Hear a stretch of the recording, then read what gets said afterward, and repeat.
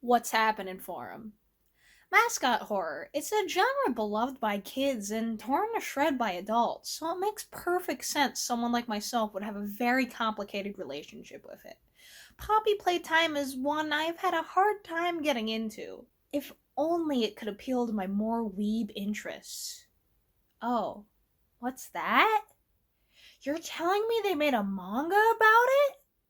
Well, who's gonna fork over the cash to read that? Koro Comics is a magazine that should already be familiar to my target audience, as it is the home of manga like Beyblade, Duel Masters, or Beat 'em On. If you aren't in my target audience, you may know of their Nintendo tie-ins like Pokemon, Splatoon, or Super Mario. They also do a lot of other crazy tie-ins, like they have an official Minecraft manga. It would take a while to go over the ins and outs, so just stay tuned on a video for that eventually. For our story today, we go with the bi-monthly spin-off magazine Bisatsu Koro. This holds special side chapters of stuff from the main magazine, or special one-shots, like the recent Among Us manga. Poppy Playtime is one of those one-shots. I want to preface this by saying no, I didn't translate the whole thing. I haven't been studying Japanese for very long, and I don't think I'm at a point where I could do that quite yet.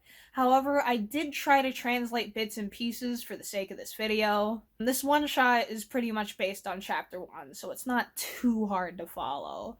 The big major difference is that the role of the player is being filled by two kids, Momomaru and Momoko, two siblings. I'm pretty sure their father was a Playtime co-employee and he disappeared about 5 years ago when the factory went down.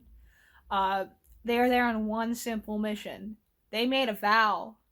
Their father will be found.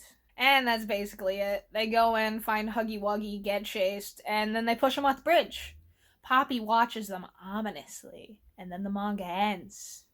Or does it?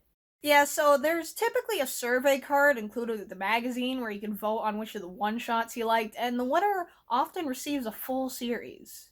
To my knowledge, the only way to vote is by mailing these cards in, so if you want to see a full manga adaptation of Poppy Playtime, you gotta pray the Japanese kids are really into it. Chances are pretty good. The main magazine has featured special articles about the series twice now. One also mentioning Ban Ban, Black Channel, which is one of the most popular manga running in the main magazine right now, even did a parody of Poppy Playtime in a chapter last year. That's all there really is to it. I just wanted to do a little quick video about it because it hasn't really gotten much attention and I just find it bizarrely fascinating. I would be interested to see where the manga would go from here, especially with the darker turn in the newest chapter of the game. Dark stories aren't exactly unusual for Koro, so I don't think it would be too out of place. Human experimentation, especially on kids, happens all the time. Crucifixion? Hell yeah, they got that. A friend of mine even told me there was experiment corpse eating in the Future Card Buddy Fight manga, but don't quote me on that because I haven't actually read that myself yet. If anything, it may feel more out of place for Poppy Playtime than for Koro. Special thanks to my friend Sarah for being the dealer for these raws, and thank you for watching.